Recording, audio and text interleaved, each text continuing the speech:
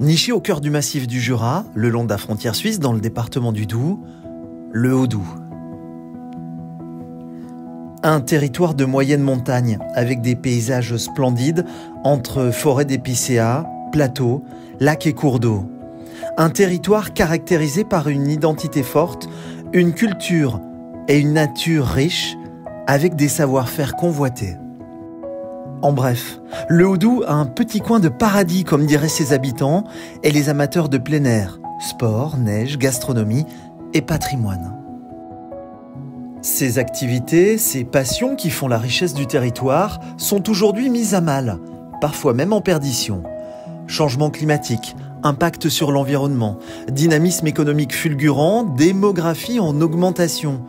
Tant d'éléments bouleversent aujourd'hui le territoire et nécessitent de s'adapter, se transformer. Alors, quels seront les changements majeurs du territoire?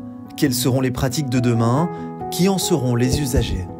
Commençons par le commencement. Qu'est-ce que l'économie du tourisme et des loisirs?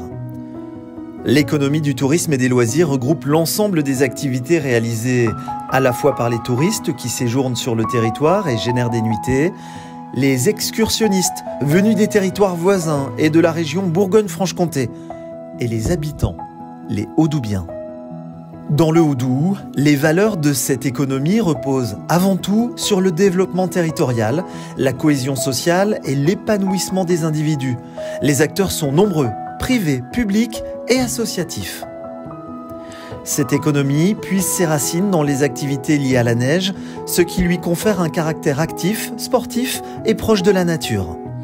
Du début du XXe siècle jusqu'à la période faste des années 80, l'alpin et le nordique ont généré des retombées économiques importantes, permettant ainsi à d'autres secteurs d'activité de prendre leur essor. D'un point de vue strictement financier, le tourisme et les loisirs représentent 3% du PIB du Haut-Doubs. Une part qui peut sembler modeste, mais qui est principalement le résultat de l'attractivité des emplois suisses. C'est pourquoi, observer l'économie du tourisme et des loisirs d'un seul point de vue financier pourrait induire des interprétations erronées. Derrière ces activités, c'est avant tout la vie du territoire dont il est question. Des équipements et infrastructures de loisirs, des services accessibles à toute la population et surtout du lien social. Depuis plusieurs années déjà, l'économie du tourisme et des loisirs du Haut-Doubs est confrontée à des problématiques déstabilisantes. Une perte de lits touristiques, des difficultés d'embauche et de maintien des savoir-faire, une offre de mobilité alternative à la voiture, faible et inadaptée, des offres de qualité inégales, des modèles économiques fragiles et enfin, une gouvernance instable et des réglementations pesantes.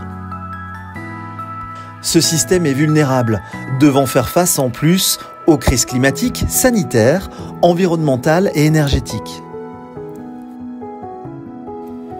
Les changements évoqués ici ont été documentés scientifiquement via des modèles et des études climatiques et démographiques. Considérés comme des enjeux cruciaux, ils sont intégrés dans les stratégies mondiales, nationales et territoriales. Leur acceptation peut être encore difficile car ils touchent à l'identité, à notre environnement, à nos points de repère. Pourtant, ces changements ne font plus débat. Et les minimiser ou les occulter précipiterait le territoire dans un futur bien plus noir. Ces changements, dont on parle tant, que sont-ils ? Quels sont leurs impacts? Ils ne sont pas nouveaux, le territoire les subit ou les perçoit déjà. Le climat. Les températures hivernales augmentent tandis que l'enneigement se réduit, voire se tarit. À l'horizon 2030-2040, en dessous de 1200 mètres, les exploitations de domaines skiables alpins et nordiques seront incertaines, incitant ainsi à anticiper une économie du tourisme et des loisirs sans ski. En été, les épisodes de chaleur et les sécheresses seront récurrentes et nombreuses. Elles auront pour conséquence la limitation des sorties diurnes, les concentrations des fréquentations sur quelques endroits et l'altération de la qualité des eaux, limitant l'accès aux lieux de baignade et de pêche. Les milieux naturels et la biodiversité seront fortement touchés par ces changements climatiques et ces perturbations hydrauliques. Les forêts deviendront dangereuses avec des chutes de branches, d'arbres et des risques d'incendie grandissants. Cette fragilisation limitera les accès avec des mesures de restriction de plus en plus fréquentes pour des usages non essentiels. D'autres secteurs seront eux aussi fortement touchés. Du côté des ressources, les sources d'énergie seront limitées et leur coût deviendra de plus en plus pesant sur les modèles économiques et sur l'exploitation des offres. La crise sanitaire a accentué des phénomènes latents sur le rapport au travail, le sens du travail et l'engagement associatif. Les professionnels de l'économie du tourisme et des loisirs sont passionnés, mais s'épuisent. Et ils ont de plus en plus de difficultés à trouver du personnel. Avec le développement de la Suisse et l'attractivité de celle-ci, le Houdou accueillerait 15 000 habitants de plus d'ici 2040, soit une augmentation de 24%. Avec l'arrivée de nouvelles populations, les centres d'intérêt évoluent, contribuant ainsi à des changements culturels parfois mal perçus entre les différents profils d'habitants. Le rapport des nouveaux arrivants et des jeunes à la montagne s'est profondément modifié, influant sur la manière de pratiquer ces espaces naturels. L'attractivité frontalière et les niveaux de salaire proposés en Suisse induisent un déséquilibre entre les travailleurs frontaliers et les habitants exerçant sur le Houdou, augmentant les difficultés à trouver du personnel, à se loger, tout simplement à vivre sur le territoire. Face à cette réalité, il est donc incontournable de se transformer.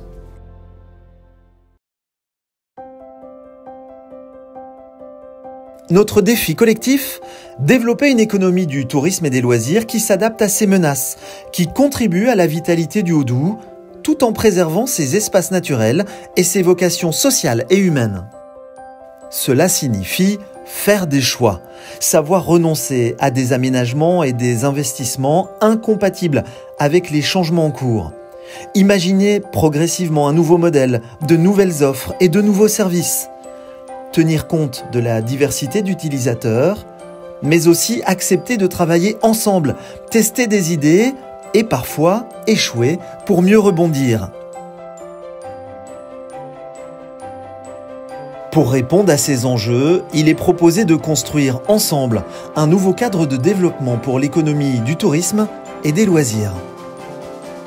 Pour fixer ce cadre solidement, il est nécessaire de déterminer ensemble des critères. Ils permettront de vérifier si les activités et les projets, existants ou à venir, rejoignent bien l'ambition du territoire. Quels pourraient être ces critères? Voici quelques propositions.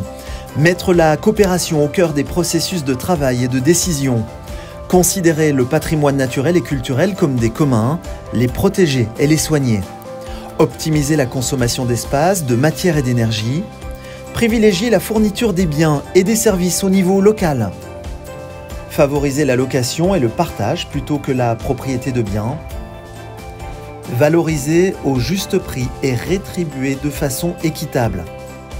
Équilibrer les contributions publiques, privées, associatives et citoyennes dans des modèles économiques. Déployer des offres à forte valeur humaine ajoutée. Et enfin, préserver et enrichir la mixité sociale. Collectivement, nous pouvons agir, nous mettre en mouvement. Des chantiers sont déjà ouverts. La préservation des métiers et de l'emploi, la transformation de la station de ski de Métabier en station de montagne et la mutation de l'offre nordique. Quels seront les projets prioritaires? C'est maintenant à nous de les définir.